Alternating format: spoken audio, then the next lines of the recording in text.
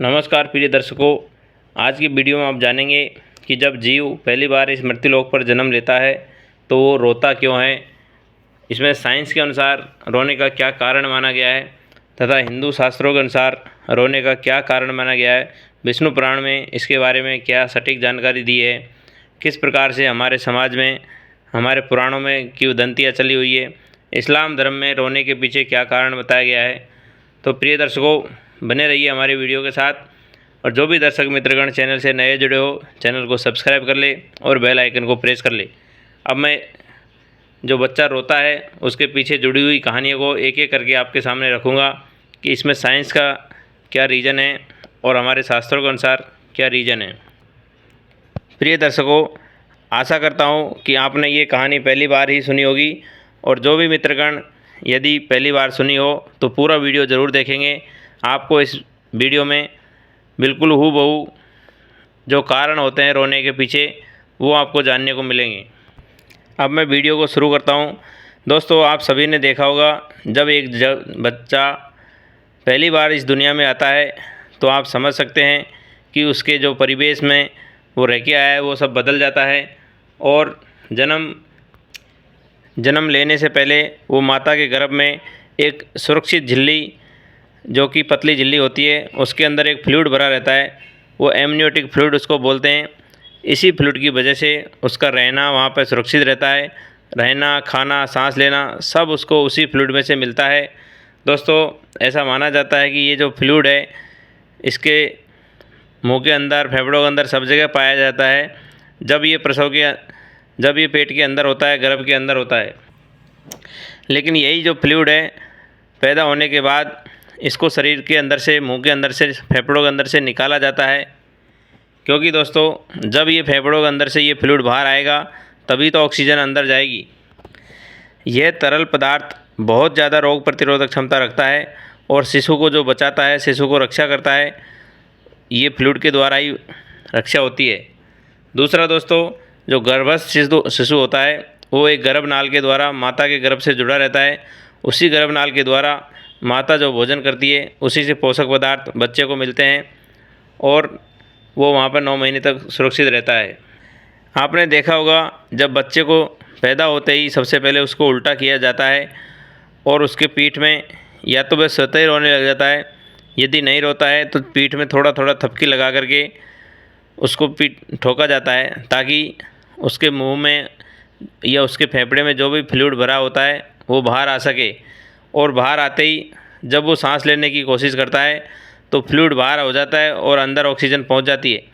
दोस्तों, ऑक्सीजन के बिना इस शरीर के अंदर कुछ भी संभव नहीं है।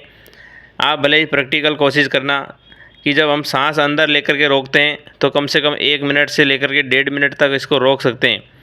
लेकिन यदि सांस को बाहर निकाल करके यदि आप 15 से 20 सेकंड भी रोक लो तो मेरी गारंटी है दोस्तों, बिना ऑक्सीजन के हम 15 से 20 सेकंड नहीं रह सकते। इसीलिए जब बच्चा पहली बार दुनिया में आता है तो उसको ऑक्सीजन लेने की ज़रूरत पड़ती है, अर्थात सांस लेने की ज़रूरत पड़ती है। और वो उसको रुलाया इसीलिए जाता है ताकि उसका मुंह खुले और मुंह खुलते ही ऑक्सीजन अंदर जाए, सांस ले और जो फ्लूइड है वो बाहर आ जाए। कभी कभी आपने देखा होगा किसी बच्चे को पैदा होते समय उनके मुँह में ये फ्लूइड और ज़्यादा मात्रा में पहुँच जाता है। उसकी वजह से कहा जाता है कि ऐसे बच्चों को सांस की बीमारी, अर्थात जो अस्थमा की बीमारी होती है वो रहती है थोड़े दिनों तक। और किसी बच्चों को ऑक्सीजन की सप्लाई ठीक ढंग से नहीं होने की वजह से उनका मानसिक स्थिति कमज़ोर रहती है, अर्थात मानसिक बीमारी जैसा कारण हो सकता है। ये फ्लूइड है तो अच्छा, लेकिन जन्म के बाद इसका बाहर निकल जाना ही अच्छा माना जाता है। तो प्रिय दर्शकों, साइंस के हिसाब से ये रोना एक सहज प्रक्रिया है और रोने के पीछे इसके अंदर पहली बात तो जो टेम्परेचर से अंदर से बाहर आया है उसका भी एक रीज़न होता है। और दूसरा दोस्तों, ये जिस मार्ग से पैदा होता है, जिस सक्रिय मार्ग से पैदा होता है वो एक कठिन प्रक्रिया है। उसमें माँ और बच्चे दोनों को ही बहुत असहनीय पीड़ा होती है। इसी को एक जीता जागता नरक कहते हैं। दूसरा दोस्तों, हिंदू शास्त्रों के अनुसार या धर्म के अनुसार रोने का जो स्वर है उसमें जब बच्चा पैदा होता है तो सबसे पहले वो किसी को जानता नहीं, पहचानता नहीं, और वो अपने ब्रह्मा को याद करता है, अपने भगवान को याद करता है और कहता है कि मैं कहाँ हूँ, मैं कौन हूँ, मैं इस समय क्या कर रहा हूँ। इस तरह के सवाल अपने पैदा करने वाले भगवान से वो करता है और इसी को वो रोना माना जाता है। स्वयं भगवान ब्रह्मा जो सृष्टि के रचयिता है, उन्होंने एक बार कल्पना किया कि मुझे भी मेरे जैसा बालक पैदा होना चाहिए। उन्होंने अपनी माया के द्वारा एक बालक को उत्पन्न किया और वो बालक आते ही ब्रह्मा जी की गोदी में उछल पुछल करने लगा और पूछने लगा, मैं कौन हूँ, कहाँ हूँ, मेरा नाम क्या है। तो दोस्तों, रोने की वजह से उस बालक का नाम रुद्र रख दिया, क्योंकि रुद्र का शाब्दिक अर्थ होता है रोना।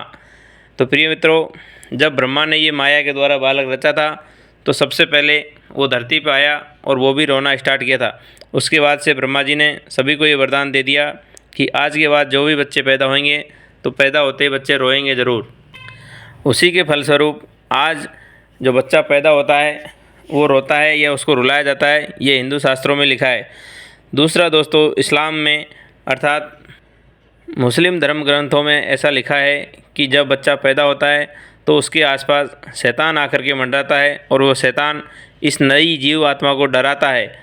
तो दोस्तों, मुस्लिमों में ऐसी कहावत है कि जब बच्चा पैदा होता है तो पैदा होते ही उसके दाएं कान में अजान और बाएं कान में खुदा की इबादत पढ़ते हैं, ताकि शैतान से वो दूर रह सके और भगवान का नाम जो उसके अंदर पहुँचे वो अल्लाह को याद रखे और अल्लाह का नाम स्मरण करना चालू कर दे, ताकि अल्लाह उसकी रक्षा कर सके। तो प्रिय दर्शकों, इस प्रकार से मैंने हिंदू शास्त्र, मुस्लिम धर्म ग्रंथ और साइंस तीनों का इसमें मिला जुला असर दिखाया है। आशा करता हूँ कि ये कहानी आप सभी को अच्छी लगी होगी। यदि आप भगवान श्री कृष्ण के भक्त हैं तो कमेंट में जय श्री कृष्ण लिखना, और अगर ये जानकारी अच्छी लगी तो चैनल को सब्सक्राइब करें, बेल आइकन को प्रेस करें, वीडियो को ज़रूर से ज़रूर शेयर करें, लाइक करें। सभी को राधे राधे, हरि ओम, जय श्री कृष्ण।